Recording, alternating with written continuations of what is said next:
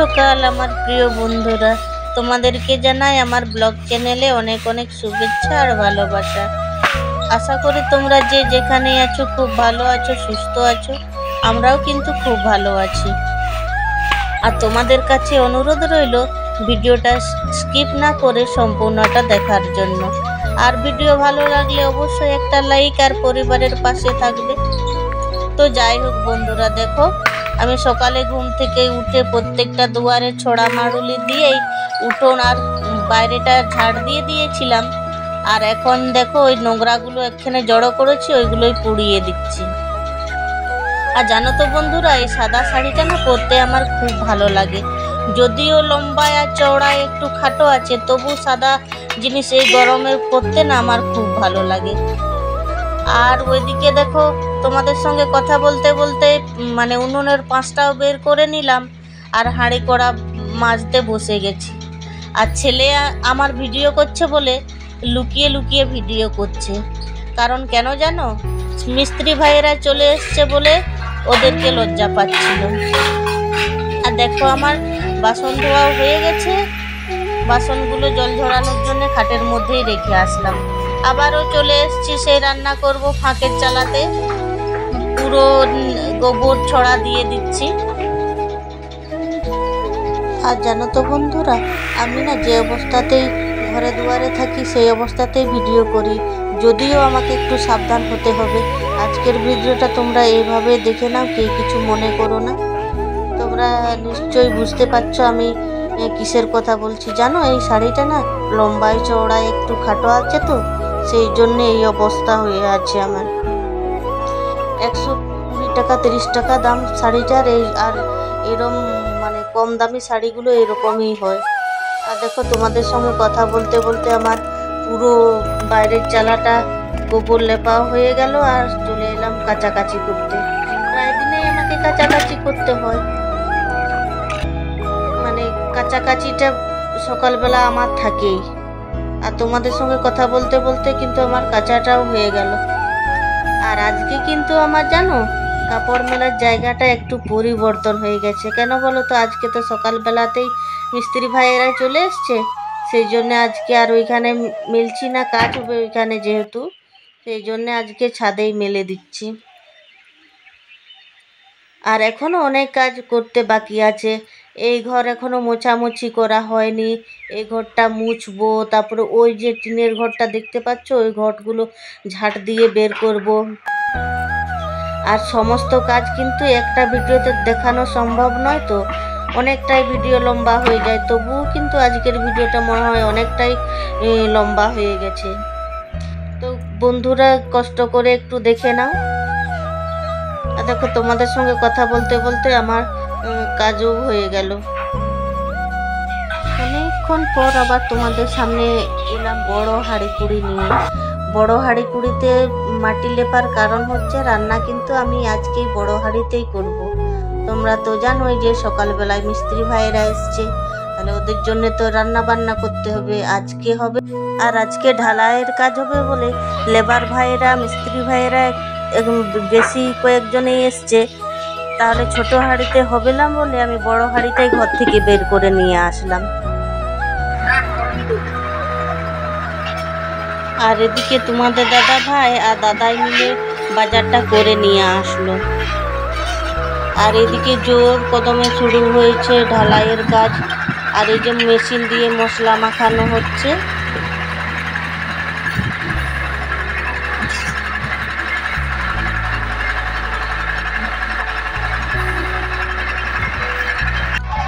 আর এদিকে আমি বুদ্ধি করে তোমাদের দাদা ভাইকে শাল পাতা আনতে বলেছি। কেন জানো, কারণ আজকে খাওয়ার লোকজন তো অনেকেই হয়ে যাচ্ছি। সেই জন্যে বললাম যে আমার কষ্টটা কম হবে, তুমি শাল পাতা নিয়ে আসো, আজকে সবাই মিলে শাল পাতাতেই খাবো। আর এদিকে দেখো আমি সবজিগুলো কেটে নিচ্ছি, এখনো ভাত বসানি। তোমাদের দাদা ভাই আবার ফিরে গেছে বাজার। কী সব আবার নিয়ে আসতে বললো মিস্ত্রি ভাইয়েরা, সেই জন্য আবার গেছে বাজার করতে। আর এখনও মিস্ত্রি ভাইয়েরা কিন্তু মুড়ি খায়নি, ও আমি আনাজটা কাটতে কাটতে হয়তো ওরা মেশিনটা বন্ধ করবে, তখন আমি ওদেরকে মুড়িটা দিয়ে দেবো। দেখো আবার মুরগি নিয়ে চলে এসছে দাদা ভাই। দেখো বন্ধুরা, ওদেরকে মুড়ি টুড়ি দিয়ে ওদের খাওয়াও হয়ে গেছে। ওই যে থালাগুলো আমি মেজে নিয়েও আসলাম, আর মুড়িটা কিন্তু ওদেরকে থালাতেই দিলাম। আর এখন আমি ভাতটা বসিয়ে দিয়েই আবারও আনাজ কাটতে বসে পড়েছি, কারণ মুড়ি খেতে খেতেও অনেকটাই দেরি হলো ওদের। ওইদিকে আমার জলটাও গরম হচ্ছে, আর এইদিকে আমি চালটা ধুয়ে এনে একেবারে হাঁড়িতে দিয়ে তারপরে মুড়ি খেতে বসে পড়লাম। বন্ধুরা, অনেকটাই লেট হয়ে গেল মুড়ি খেতে, আর কি করব বলো, ব্যস্ততা থাকলে এরকমই 2-1 দিন সহ্য করতে হয় বাড়ির বউদের। আর জানো তো বন্ধুরা, আজকে না আমি আমার শ্বশুরমশাই আর শাশুড়ি মা না থাকার অভাবটা অনুভব করছিলাম। ওনারা থাকলে হয়তো তোমাদের দাদা ভাইয়ের আর আমার এত কষ্ট করতে হতো না এই সংসারের জন্য। ওনারা দুজনেই শিক্ষক শিক্ষিকা ছিলেন, কিন্তু ভাগ্যের এমনই পরিহাস, দুজনেই অকালে এই সংসারের মায়া ত্যাগ করে, পৃথিবীর মায়া ত্যাগ করে ইহলোক হইতে পরলোকে গমন করিয়াছেন। আমার শ্বশুরমশাই অনেক দিন আগে মারা গিয়েছেন। তোমাদের দাদা ভাইয়ের বয়স তখন কত, এই 5 বছর হবে। আর শাশুড়ি মা মারা গেছেন আমাদের বিয়ের আগে, মানে আমার বিয়ে হয়েছে আষাঢ় মাসে, আর শাশুড়ি মা মারা গেছেন জ্যৈষ্ঠ মাসে। মানে 1 মাসের মধ্যেই আমাকে বিয়ে করে এনেছে এই সংসারে। আজকে কথাগুলো বলার কারণ হলো, আজকের দিনেই আমার শাশুড়ি মা মারা গিয়েছিলেন। আর তোমাদের দাদা ভাই অনেক ডাক্তার দেখিয়েছিল, যে যেখানেই বলেছিল সেখানেই নিয়ে গেছিল আমার শাশুড়ি মাকে। শেষে একটা মারাত্মক রোগ ধরা পড়লো। তার আগে তো এই লোকালে ডাক্তার দেখিয়ে দেখিয়ে অনেক টাকা পয়সা খরচ করে ফেলেছিল তোমাদের দাদা ভাই।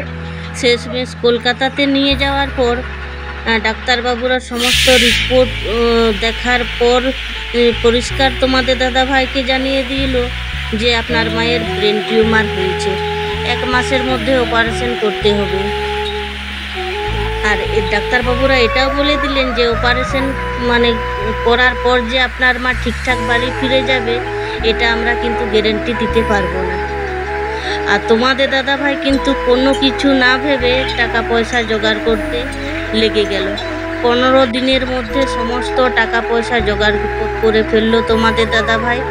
জমি বাঁধা দিল, তারপরে ঘরে যা গয়নাগাটি ছিল আর যে টাকা পয়সা জমানো ছিল সব কিছু দিয়ে তোমাদের দাদা ভাই আমার শাশুড়ি মার অপারেশনটা করে নিয়ে আসলো। কিন্তু ভগবান চায়নি বলে আমার শাশুড়ি মা কিন্তু আমাদের মধ্যে আর নেই। অপারেশন করার 15 দিনের মধ্যেই কিন্তু তিনি মারা যান। তোমাদের দাদা ভাই ভাবতেই পারেনি সেই সময়ের পরিস্থিতি থেকে বেরিয়ে এসে আমরা আবার উঠে দাঁড়াতে পারবো। আমি কিন্তু এই সংসার শূন্য থেকে শুরু করেছিলাম নিজের হাতে, সব কিছু গুছিয়েছি। এখানে তোমাদের দাদা ভাই আর আমার অক্লান্ত পরিশ্রম জড়িয়ে আছে। আজ আমরা পরিশ্রম করি বলেই উঠে দাঁড়াতে পেরেছি। পাকা ঘর দুয়ারের স্বপ্নটা আজ দেখতে পাচ্ছি। আগের পাকা ঘরটাতে 2টো রুম আর বারান্দা সিঁড়ি আছে, আর এখন যেটা করছি সেটাতে 2টো রুম আর একটা রুমের মধ্যেই কিন্তু অ্যাটাচ বাথরুম হচ্ছে। তো যাই হোক বন্ধুরা, আজকে কিন্তু তোমাদেরকে আমার সংসারের অনেক কিছুই গল্প তোমাদের সামনে তুলে ধরলাম।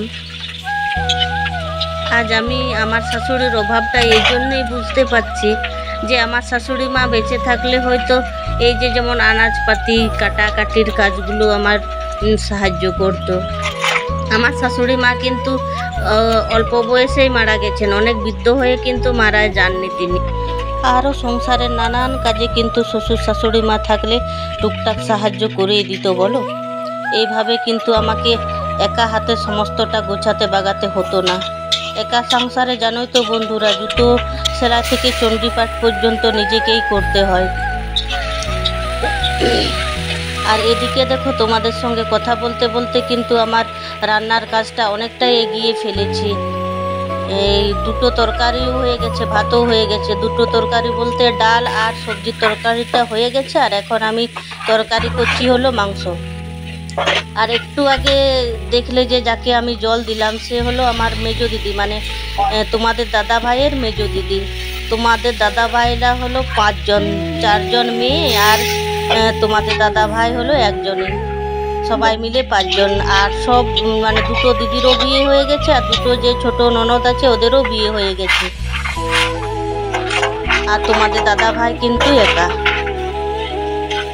আর এইদিকে দেখো আমার মশলা কষানোটা হয়ে গেল, আর দিদি ভাইরা কিন্তু চলেও গেল জানো।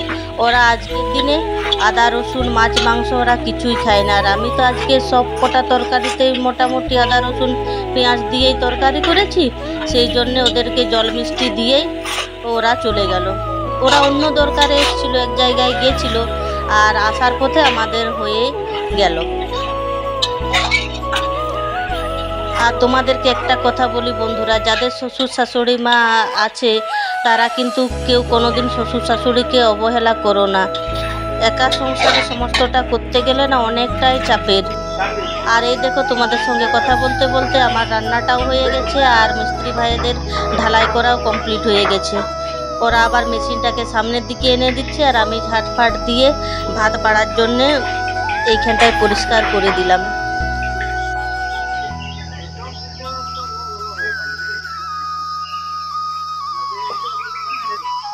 আর তখন তো তাড়াহুড়ো করতে গিয়ে তরকারিটাই দেখানো হলো না। এই যে মাংসের তরকারিটা আমি নামিয়ে ফেলেছি,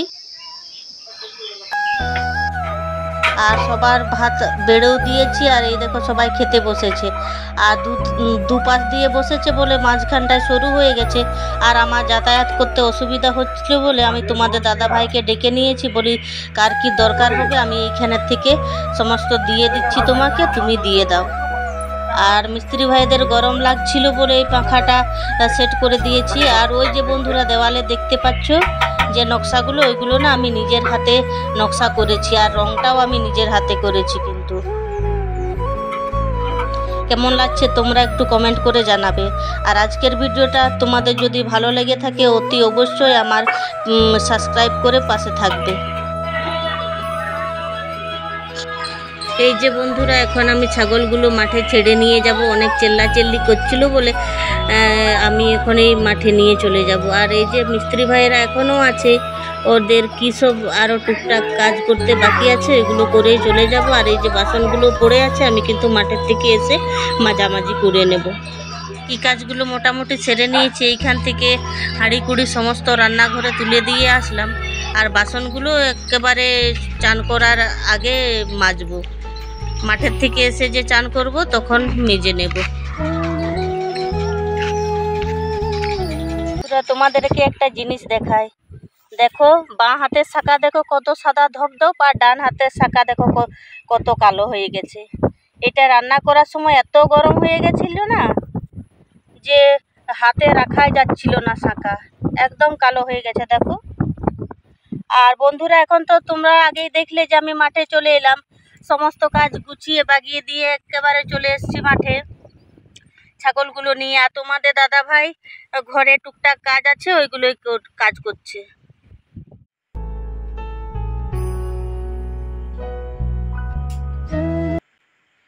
তো বন্ধুরা আজকে সারাদিন অনেক ব্যস্ততার মধ্যে কাটলো, তোমরা তো সব কিছু দেখলেই। আর আমি এখন সবে মাত্র চান করলাম, আর আজকে তো আর রাত্রেবেলা রান্না করব না, তখন রান্না আছেই, তো ওইগুলোই খেয়ে দিয়ে শুয়ে পড়বো। খুব আলা হয়ে গেছি। তো দেখো সকালে যে কাপড় চোপড়গুলো কেচেছিলাম ওইগুলো এখন ভাঁজ করে নিচ্ছি। তো তোমরা যে যেখানেই আছো খুব ভালো থাকো, সুস্থ থাকো। আজকের মতো এইখানেই আমি ভিডিওটা শেষ করছি।